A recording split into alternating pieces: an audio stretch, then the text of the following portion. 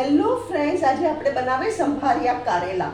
એના માટે મેં શું કર્યું છે, 300 ગ્રામ કારેલા એના પીસીસ કરી કાઢ્યા અને એને 3 ટેબલસ્પૂન ઓઇલમાં 1 ગ્લાસ વોટર સાથે એને આવી રીતે ચડાવી દીધા.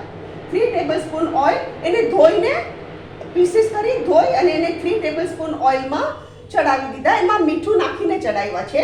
બીજી સામગ્રી શું જોશે?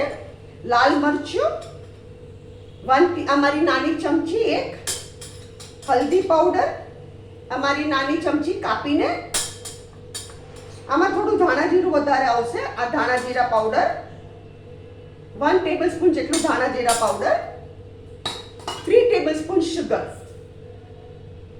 હવે આપણે એને બરાબર મિક્સ કરીએ. આ છે સંભારિયા કારેલા. આ એટલા ટેસ્ટી લાગે ને કે જેને કારેલા નહીં ભાવતા હોય ને એ બી ગેરંટી છે કે કારેલા ખાવા મળશે. એટલા ટેસ્ટી થાય છે આ કારેલા.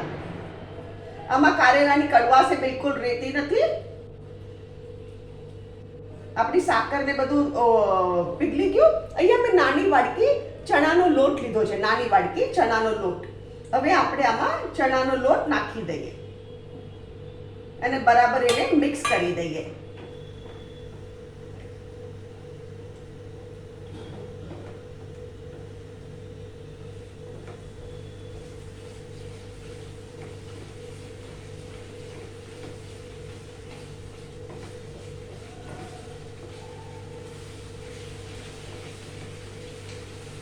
આને કહેવાય સંભારિયા કારેલા.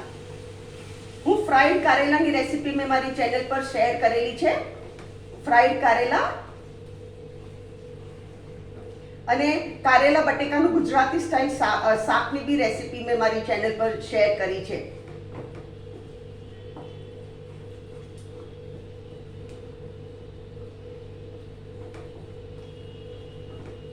પાછો ગેસ ફાસ્ટ કરું છું જરા.